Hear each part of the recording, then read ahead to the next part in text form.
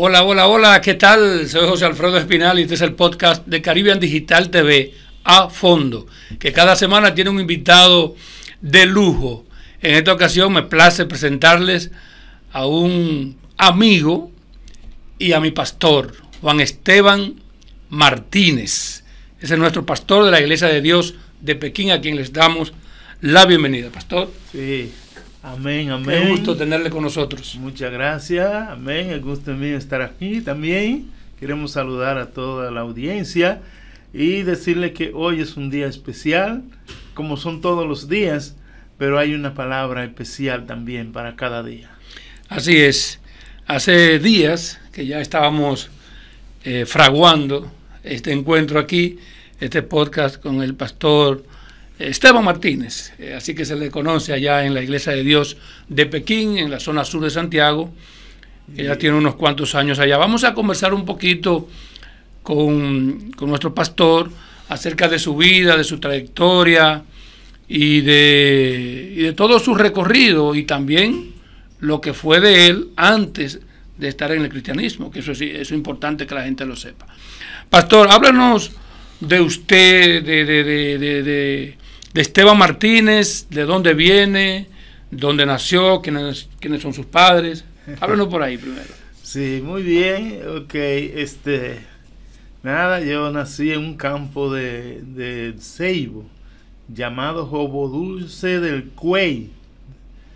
El Ceibo, sección Cuey, paraje Jobodulce, paraje La Meseta. Eso es un campo un poco remoto. Sí, ahí yo comencé a estudiar, ahí a la escuela y nada, cuando yo terminé el sexto curso, mi papá me botó de la casa porque yo quería seguir estudiando y él decía que era difícil todo lo que se producía invertirlo en una sola persona, y me dio el permiso, que me fui donde un compadre de él, al Ceibo, y allí hice el octavo de admisión. Y eso fue lo que pude hacer. Hicimos en una ocasión que Carlos Rafael Goico Morales era vicepresidente de la República, fue a Cuella, una de esas actividades que ellos hacían, y todos los estudiantes dijimos, vamos a hacerle una carta al vicepresidente para que nos dé una beca. Y yo escribí mi carta y bueno, me contestaron, me salió la beca, y me escribieron cuál era los preparativos y las cosas que tenía que llevar y que hacer, y el papá mío dijo que no se podía y no lo hice. Luego pues ya después que yo me casé, me independicé, entonces yo seguí mis estudios y luego tuve un llamado del Señor muy contundente, y en ese llamado yo oí que el Señor me habló y yo solo comencé a llorar porque esa voz no la había oído nunca, y fue tan contundente que me compungí, el corazón se me puso hasta tembloroso, nervioso, y de ahí pues en el año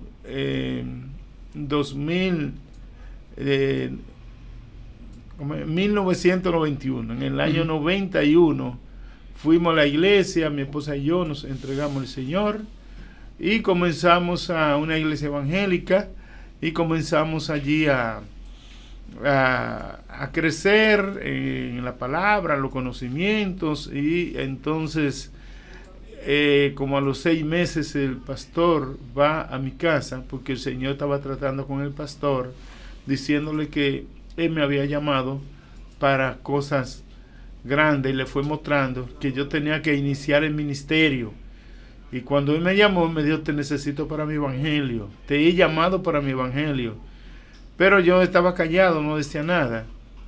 Y él fue a mi casa y me dijo, Esteban, el Señor lo llama y lo manda a una obra. Y yo le dije, ¿yo?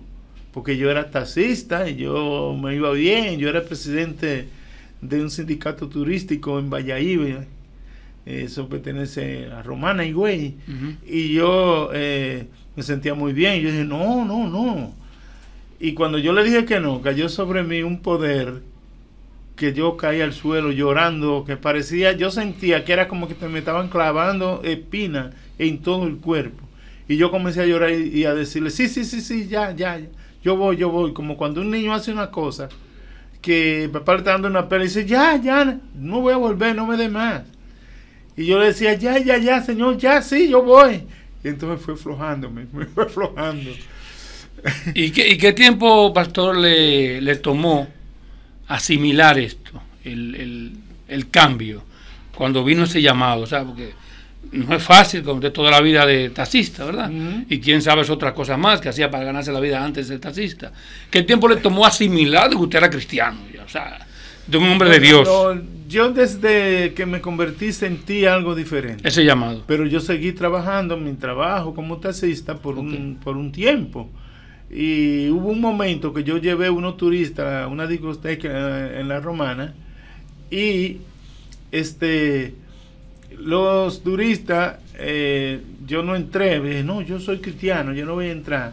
Lo dejé que entraran, y yo, cuando se cumplió el horario que habíamos puesto para el trato que habíamos hecho, yo le dije al portero que estaba ahí que yo quería entrar a hablar con unos turistas que yo tenía ahí. Y entonces él no quería, porque yo tenía que pagar para entrar. Yo dije, no, es que yo traje unos clientes aquí, y entonces yo soy cristiano, yo no vengo a entrar a nadie. Si usted es cristiano, ¿qué usted busca aquí en la puerta de una discoteca? Mire, eso fue como que me dieron una bofetada sin mano. Una bofetada sin mano. Sin mano. Y yo sentí ese dolor en mi corazón. Y yo le dije, es que tengo unos turistas ahí, por favor. Y me dio el paso. Fui, hablé con ellos y hicimos un nuevo trato porque iban a estar más. Y salí de una vez y le dije, mire, ya, hablé con ellos, yo lo espero aquí. Sí, está bien. Y entonces yo fui, me metí en el carro y cerré mi vidrio esperando hasta que ellos llegaran. Esas fueron señales de que el Señor me decía que tu mundo no es este. Pero seguí trabajando hasta que llegó el momento en que el Señor me dijo que ya tenía que dejarlo todo y seguir, porque ya yo estaba pastoreando en una obra. Y yo lloré muchísimo, yo no quería dejar el trabajo. Solo quiero decir, en la forma que el Señor me dijo, había una hermana que estaba dando una campaña en la iglesia que yo pastoreaba, y todos los días o la noche cuando estaba el culto, ella ministraba y llamaba a la persona por su nombre, y yo estaba siempre en la plataforma. Cuando ella iba a ministrar, yo iba y me paraba en la puerta al frente, y yo le decía al Señor, si eres tú que me has dicho que deje el trabajo, que me llame y me lo diga. Las semanas eran de 5 días de campaña. Llegó el martes, no me llamó el miércoles, nada, y hasta el sábado, que era el último día de campaña. Y cuando yo estoy ahí, digo, ministró la mujer y todo, digo, si no me llama, sigo mi trabajo. Y ministró la mujer y se fue de rodillas a orar como lo hacía siempre.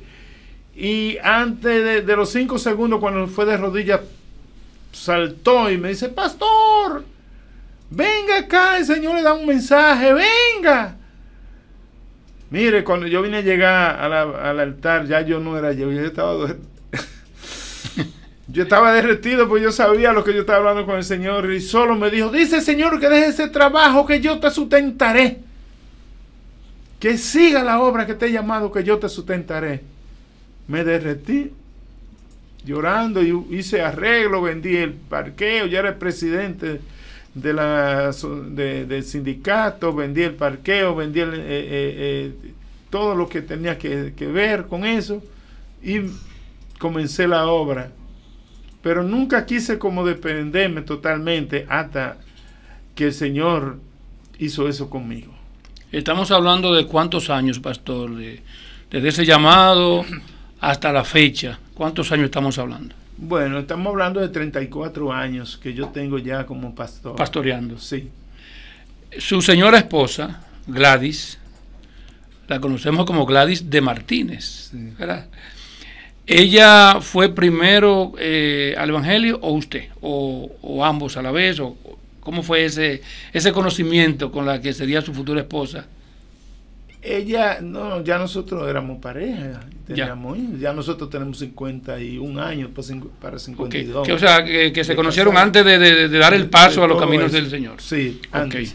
Entonces, nosotros éramos católicos, y yo era un líder católico, y el Señor cuando trata conmigo, yo no estaba asistiendo a ninguna iglesia, entonces yo le dije a ella, busca una iglesia pentecostal, ve, conviértete, que yo voy a convertirme. Y como a los 23 días, ella fue y se convirtió, y como a los 23 días, entonces yo tuve llamado y me convertí también. Ok, viene de El Ceibo, el pastor Esteban Martínez. Ahora, llegó a Santiago, cuando salió del Ceibo, ¿llegó a Santiago o fue a otro pueblo? ¿A la Romana? A la Romana. A la Romana. ¿Ahí fue la primera iglesia que usted pastoreó? Sí, ahí fue todo. ¿Qué tiempo allá en la Romana, más o menos? Alrededor de 30 años, 35 yo viví en la Romana. Okay. No, pero pastoreando, quiero decir. Allá. En la Romana, 18 años. 18 años. ¿Y de allá de la Romana? De ahí en la Romana me trasladaron yo pastoreé 3 iglesias en la Romana. Ok. Pero pero estaba siempre en la Romana. Años, como 17 a 18 años, ahí entonces me trasladaron a Valverde Mao como presbítero. Wow. Yo tuve 2 años. Un cambio drástico. Sí, pastor. Yo tuve 2 años pastoreando en Valverde Mao. Y de Valverde Mao, a los 2 años, el supervisor nacional dijo que ya yo había hecho el trabajo que ellos querían que yo fuera a hacer allí. En una iglesia que estaba con problemas, medio dividida, y yo estaba ya todo unificado. Entonces me trajeron aquí a Santiago, a Pekín, la zona sur, donde voy a tener 17 años. Pastor, y cuando ustedes les dijeron que iba para Pekín, ¿usted se enteró de que Pekín era un barrio caliente, que Pekín tenía las cabezas un poquito calientes, los muchachos? Y ¿qué pensó el pastor? Wow, ¿para dónde me manda Dios? Mire, eso fue una batalla, porque ellos fueron del comité ejecutivo fueron allá a Mao, porque era para el Ceibo que yo iba. Pero era para la iglesia central del Ceibo. Porque como yo era del Ceibo, consideraron y me llevaban para allá. Y ya yo tenía todo listo, la hija mía, yo estaba en Mao, y de Mao ya la hija mía estaba en la Romana, estaba estudiando en la universidad, terminando su carrera como médico. Ya hasta casa me estaba buscando allá en el Ceibo y todo. Y en una actividad el Día del Supervisor nos reunimos todos en la oficina nacional. Y ahí entonces hubo un cambio, porque del Ceibo mandaron fueron unas guaguas de la iglesia del Ceibo con los líderes y un grupo diciendo que su pastor estaba todavía en un trabajo que no lo había terminado y que no era el momento. Y ellos lo entendieron, estaba haciendo casa pastoral y arreglándole cosas a la iglesia. Y entonces me ofrecieron en Los Ríos, en Santo Domingo, una iglesia. Y yo le dije, yo me quedo en Mao porque yo no estoy en falta. Porque a mí me dijeron que era para el Ceibo. Okay. Entonces hubo un para acá y un para allá. La iglesia de Pekín iban a mandar uno, pero había uno de los ejecutivos que ya le había ofrecido la iglesia a un amigo de él y no querían hacer ese cambio. Y llegó un momento de que William Medrano estaba ahí también y me dijo, pastor, que lo lleven a Pekín, que ahí van a llevar un pastor. Entonces averiguamos que dónde iban a mandar el pastor que estaba en el Ceibo, si yo iba para el Ceibo. Entonces dijeron que a Pekín. Entonces yo le dije al comité ejecutivo, pues que me lleven donde iban a llevar al pastor del Ceibo, Tomás Mota, que era el pastor del Ceibo, que me lleven ahí. Y lo consideraron hasta que decidieron que sí, que me llevaran a Pekín, donde iban a llevar al pastor del Ceibo. Cuando los pastores amigos supieron eso y estábamos ahí en esa actividad, me dijeron, Esteban, ¿para dónde que te van a llevar por fin? para Pekín. ¿Qué? ¿Y qué tú hiciste que te van a mandar para Pekín? ¿Qué castigo hizo usted? Sí, me imagino que fue la pregunta. Eso fue como antes que decían a los policías que lo mandaban para la frontera, que era como para que cogieran lucha. Un castigo, sí. Y yo le dije, sí, el Señor me manda, el Señor me respalda. Amén. Nunca tuve miedo porque yo sé mi llamado y sé que el Señor me ha llamado con un llamado contundente. Esto no es enganchado porque otro ha querido ni por nada. Esto fue el Señor y el Señor me ha bendecido. Ahí la iglesia ha sido otra porque el Señor la ha cambiado. Y yo digo, no porque soy yo, sino porque era el tiempo que el Señor tenía para la iglesia de Pekín. Y que hubo un llamado verdadero, porque amén. Esos llamados son peligrosos, pastor. Así es. Pastor, usted dijo algo al principio de este podcast, y fue que cuando era menor, me imagino yo, su padre lo echó de la casa. Sí. Eso me quedé con eso ahí. Sí. ¿Cuántos hermanos son ustedes? Somos 5. Pero de todos... 2 varones. Ajá. Yo soy el segundo y 3 hembras. Pero de todos los hijos, ¿a usted fue el único que echaron de la casa?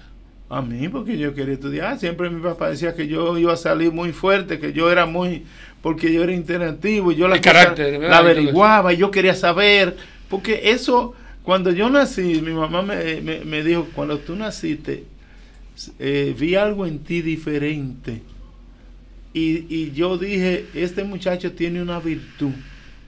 En todas las cosas yo era diferente, como que reaccionaba con algo natural que Dios había puesto. Y mi mamá iba, como siguió María viendo las acciones de Jesús, que dice que en Lucas 2:51, que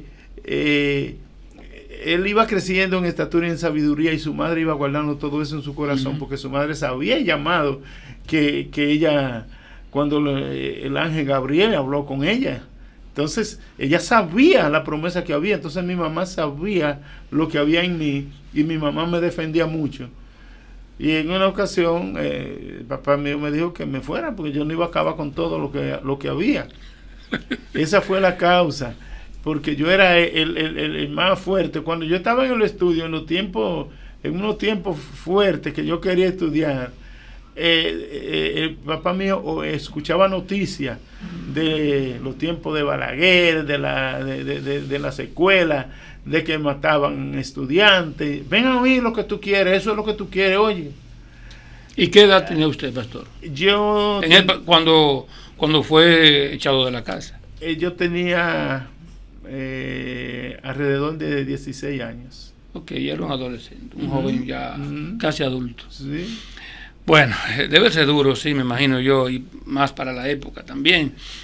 Pastor, vamos a hablar ahora, vamos a conversar un poquito con el pastor de algunos tabúes que hay en las iglesias, en todas, me refiero en esta. Pastor, hay iglesias, por ejemplo, la iglesia católica venera la Virgen de la Altagracia y las vírgenes, diferentes vírgenes, que son la misma, pero diferentes nombres dependiendo el país y la creencia y todo eso.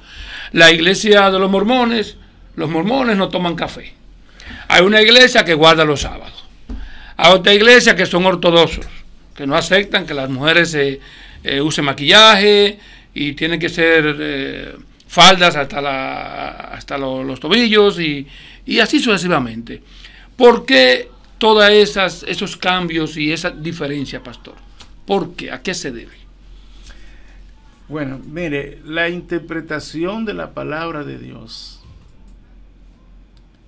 a veces son prohibiciones que son inútiles, porque cuando Dios entra en el corazón de la persona, hay cambio. Hay que orar por la persona para que Dios le ministre. Esto no son asuntos que lo manejamos los hombres. Las cosas espirituales son manejadas por lo que Dios habla al corazón de la persona. Esas son normas y reglas que se ponen, y a veces en esas normas y reglas que son humanas, a veces hasta la familia no cumple con todo eso. Entonces hay que entender, por ejemplo, los sábados, bueno, eso es una tradición del antiguo pacto que se llevó así porque los esclavos no le daban descanso ni a los animales, que eran todos los días. Dios estableció un día para que descansaran, y eso fue la ley del antiguo pacto. Cristo dijo que Él era el Dios de los sábados, el que podía, el que dominaba en todo. Y Cristo hizo maravillas y milagros sábado para que el pueblo vieran, y los escribas y fariseos, que eran como unos dictadores, entonces los acusaban a Él. Él sanó enfermo día sábado a propósito. Entonces Él le dice: a ustedes se les cae por un barranco una oveja, porque sea sábado la van a dejar que se le muera, porque ellos eran apegados a sus ovejas y a sus cosas. Entonces, un día sábado, Cristo sanó a un hombre que tenía muchísimos años, 38 años, en un estanque de agua, esperando que alguien lo lanzara al agua cuando se movía. Entonces, Cristo, era día sábado, fue y le dio la sanidad. Entonces, acusaron los escribas y fariseos a Cristo por hacer obra los días sábados. Entonces Cristo viene y establece lo que se llama el nuevo pacto. El que lo quiera guardar, el antiguo pacto,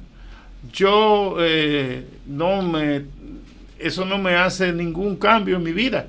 ¿Por qué? Porque yo diría, bueno, eso no es pecado, pero estamos en el nuevo pacto. Si nos vamos al antiguo pacto, entonces, ¿cuántas mujeres tuvo Salomón? Registrado 1000 mujeres, 700 reinas y 300 concubinas. Eso está registrado en la Biblia. Entonces, no se puede traer eso. David tuvo muchísimas mujeres, incluso en una de las mujeres. No, y si se trae ese viejo pacto, pastor, ahí, entonces los hombres, los dominicanos, sin ese pacto, los dominicanos tienen varias mujeres. Imagínese usted que llegue ese. Esto sería una cuestión de Sodoma y Gomorra. Entonces, Cristo establece la nueva ley, que es la gracia, que dice que desde el antiguo pacto, eso Moisés lo permitía por la dureza de corazón, pero que esa no es la ley de comienzo. Entonces trae ya lo que se llama el antes y después. Ahora es así. Y Cristo establece ahora en la gracia que sea una sola esposa y un solo esposo, que se casen hasta que la muerte los separe. Entonces eso es lo que Cristo establece. Y cuando habla del divorcio, que ellos se divorciaban por cualquier cosa, Cristo dijo en su palabra que, salvo del caso de fornicación, no puede despedir a su mujer. Pero si hay fornicación o adulterio, entonces puede despedirla. Ahí se puede disolver el matrimonio y dejarle libre, y si quiere casarse con otro. Pero lo más prudente es que haya un perdón y que la pareja permanezca. Es decir, que este es el nuevo pacto. Entonces, en el antiguo pacto, todo lo que hacen esa cosa, esas reglas que establecen, mire, son más humanas que otra cosa, porque la Biblia no lo establece. A mí se me hizo una pregunta con relación a la falda y el pantalón, que las mujeres, que pantalones. Mire, en el antiguo pacto, las mujeres y los hombres se identificaban en la vestidura solo con un cinto, vestido de hombre y vestido de mujer. Entonces, así se llamaban. Entonces, ahora, en el tiempo de que el Señor dijo que no se vistiera la mujer con la vestidura de los hombres, no era pantalones, no existía pantalones, era la vestidura de los hombres, porque cuando iban a la guerra los hombres tenían que ponerse la vestidura que tenían los hombres, y entonces las mujeres no podían. Entonces eso quiere decir que esa era la regla, pero eran vestidos. Ahora usted va a una tienda y usted ve que habla allí en esa tienda vestido de hombre, no habla cuando se trata en departamentos pantalones de mujeres, y en el de los hombres pantalones de hombres. Es decir, que esas son reglas que el hombre la pone a veces por una interpretación de la palabra, quizás que no sea la más correcta. Entonces, en una ocasión, se convirtió una mujer colombiana en una de las iglesias que yo pastoreé en La Romana, y ella tenía muchísimas cosas puestas, y ella al mes de estar visitando la iglesia, en una administración, en un momento de gozo del Señor, ella comenzó a temblar y a dar gritos, y a dar gritos, y a dar gritos, y a dar gritos. Yo nunca le dije, quítese esas joyas, quítese todo eso. Esa mujer tenía un adorno ostentoso. Y cuando eso pasa, ella me llama llorando para afuera, y se quitó todas las cosas que marcaban mucha diferencia a como estaban todos los otros. Entonces el Señor fue que le quitó eso, pero no yo, porque el corazón de Dios es el que trata con la persona. Pastor, ¿cómo es la vida de una familia pastoral? ¿Cómo es? O sea, porque yo sé que pasan cosas, pastor. Ustedes son seres humanos igual que nosotros. O sea, ustedes tienen momentos de tensión. ¿Cómo pueden subsanar esas diferencias entre esposo, esposa, hijos, hijas, nietos? Sería bueno ese mensaje a la gente ya en esta parte, para que la gente sepa cómo manejar estas situaciones cuando llegan a los matrimonios. Mire, lo primero es que uno tiene que saber que tiene un llamado, y que usted somete su familia a una disciplina espiritual. Usted tiene un llamado, ya usted comienza a ver las cosas de un punto de vista muy diferente a lo que era antes. Por eso es que la palabra dice en Juan 3:5, hablándole a Nicodemos, que Nicodemos lo tenía todo, y dice que ¿qué quiere, qué tengo que hacer para ganar la vida eterna? Y el Señor le dijo, tiene que nacer de nuevo.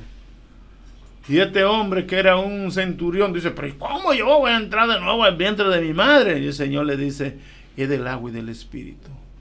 Es una nueva criatura en el espíritu. Y 2 Corintios 5:17 lo dice, de modo que está en Cristo nueva criatura es. Las cosas viejas pasaron, y aquí son todas hechas nuevas. Es decir, que uno comienza a hacer un montón de arreglos y de cosas, de cambio, como si usted está haciendo una limpieza en su casa y está sacando toda la basura y le está tirando el zafacón para poder hacer la limpieza que usted quiere. Hay gente que dice, no, que estoy limpiando mi armario, está quitando todas las cosas viejas, va a poner la nueva. Entonces, en la vida espiritual hay lo que se llama una batalla con una familia que ha crecido conociendo, y el mundo lo quiere atraer. Mire, ahora mismo yo tengo un nieto que lo crié yo, que está en el seminario, que ya va a terminar, y los pastores y los maestros en el seminario me dicen, wow, qué formación tiene ese muchacho, wow, mire, ese muchacho viene de un linaje. ¿Por qué? Porque la Biblia lo dice, instruye al niño en su camino, y no se apartará de él. Entonces, es cuestión de que usted tiene que saber que ya usted no es lo mismo que era antes, que usted tiene que dar el ejemplo que usted tiene. Y yo le he dicho a la familia que escuchar, hablar menos, pensar para hablar, porque lo que está dentro de ti, lo que vive, la palabra dice que el Espíritu Santo mora en nosotros. Y para yo decir una palabra ofensiva a alguien, primero tiene que ser procesada. Ay, Señor, ¿cómo lo digo? ¿Cómo lo hago? Cállate. Y mejor callo y no le digo. ¿Por qué? Porque a veces se hace más daño diciéndole una cosa a una persona, aunque se la merezca, que usted quedarse callado. Porque hay unas palabras que hablan de que eso es la insensatez del hombre, que habla todo sin pensar lo que va a decir. Entonces, es como cuando uno coge una carrera, que estudia cualquier carrera de médico, de abogado, de lo que sea, tiene que entrar como en esa formación y esa disciplina. Entonces nosotros entramos en lo que se llama estudio teológico, estudio de la palabra, pero hay que tener primero el llamado. No ser un profesional de la palabra sin tener la palabra dentro como Dios lo ha hecho como un llamado. Entonces por eso es que hay muchos que son sabios, son teólogos, pero hay muchos teólogos y han habido hasta pastores que se han suicidado porque lo están mirando como una carrera secular. Y no es así. Y no es así. Bueno, agradecemos a el pastor, nuestro pastor Esteban Martínez, porque haya compartido con nosotros en este podcast de Caribbean Digital TV. Hay cultos los sábados y los domingos en la Iglesia de Dios de Pekín. Sí, culto evangelístico. Los martes tenemos estudio bíblico. Los sábados a las 7:30 culto, y los domingos a las 9:30 de la mañana. A las 9 de la mañana los domingos. Los sábados en la noche y los domingos en la mañana. En la mañana, sí. Muy bien. Tenemos actividades fuera, de evangelismo y toda esa cosa, de discipulado por célula, ya en los otros días de la semana que no tenemos cultos. Y el que quiere conocer la palabra para llegar a la Iglesia de Dios de Pekín, para ser miembro de la iglesia, hay un día para eso que le dan una especie de clase de doctrina. ¿Cuáles días son esos? Son discipulados. Los miércoles entonces. A las 8 de la noche yo se lo doy. Yo se lo di a usted. Sí, se acuerda. Pero lo quería preguntarle para que se lo diera a los amigos. Sí. El tiempo suyo era un poco limitado, entonces tuve que hacer un cambio y darlo los sábados en la tarde a usted exclusivamente. Y ese sacrificio lo hicimos por usted. Pero tenemos un horario también. Y se lo agradezco. Sí.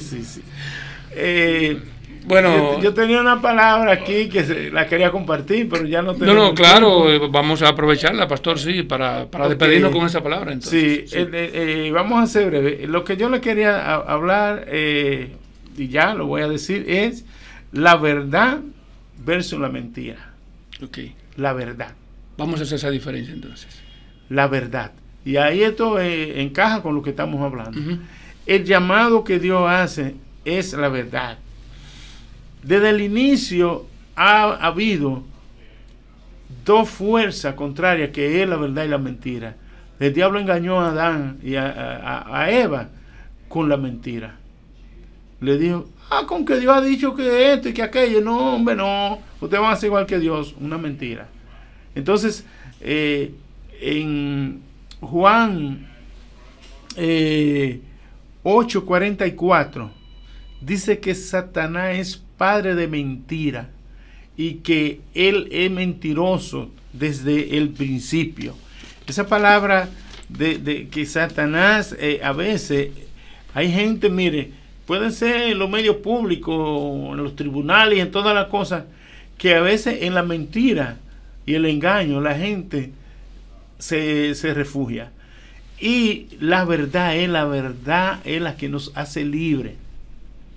La verdad es lo que hace libre al individuo. Hay personas que dicen, no, con los pastores esto, y hablan sin saber, pero mire, la verdad, como dice Juan 8:32, que conoceréis la verdad y la verdad os hará libre. Hubo un momento en que,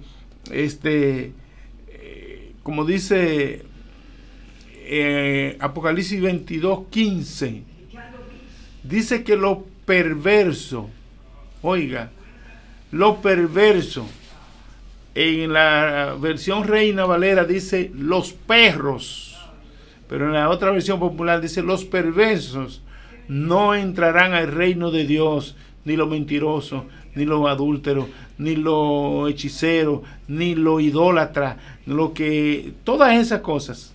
Yo difiero mucho de lo que es la idolatría, por eso yo estoy en el Evangelio y actúo conforme a la palabra, porque somos muy cuestionados por algunas cosas, pero es que la Biblia dice que los idólatras, nosotros no idolatramos a nadie, porque es la palabra la que nos manda amar al Señor con toda la fuerza, con toda la mente, con todo el corazón, y al prójimo como a sí mismo.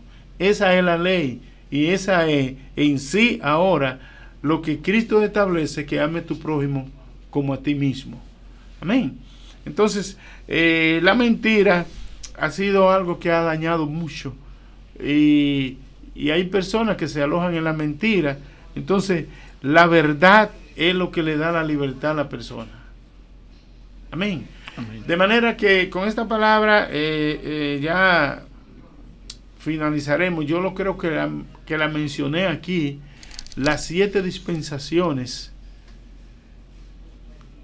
que ha sido establecido en la Biblia, las 7 dispensaciones de la raza humana en la tierra, que son 7 tiempos. El primer tiempo fue la inocencia del hombre en el huerto del Edén. Eran inocentes, estaban desnudos y ni se daban cuenta. El segundo tiempo o la segunda dispensación es la conciencia. La conciencia, cuando el hombre peca y ya se esconde de Dios, cuando el Señor va por el huerto, Adán, ¿dónde tú estás? Tuve miedo y me escondí. El Señor le dice, ¿quién te engañó? Pues sabía pero Dios sabía todo, sí, pero era para que ella hablara. Ahí está la conciencia acusándole. El tercer tiempo se llama el gobierno humano, donde el hombre establece el ojo por ojo, el diente por diente, una ley estricta que si usted me hacía algo, yo tenía que hacérselo a usted, obligado. La ley de Talión, como se conoce. La ley de Talión era el ojo por ojo y el diente por diente. Y la ley de Lamé era peor, que era primero.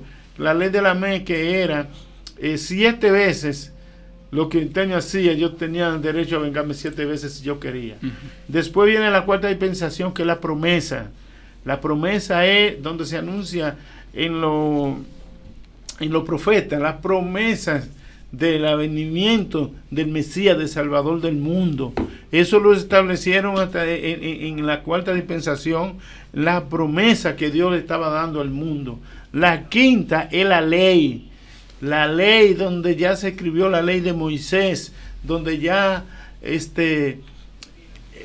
Cristo viene, que es la sexta dispensación, se cumple ya este avenimiento, y entonces Cristo, cuando rompe con lo establecido con la ley, que es lo que yo le decía ahorita, del sábado, que dijo, yo soy el Señor del sábado, yo esto, yo aquello, que lo persiguieron y lo acusaron con mentira, porque él quebró el antes, que era la ley, lo quebró para introducir la sexta dispensación, que es la gracia, que es el tiempo que nosotros estamos viviendo, la gracia.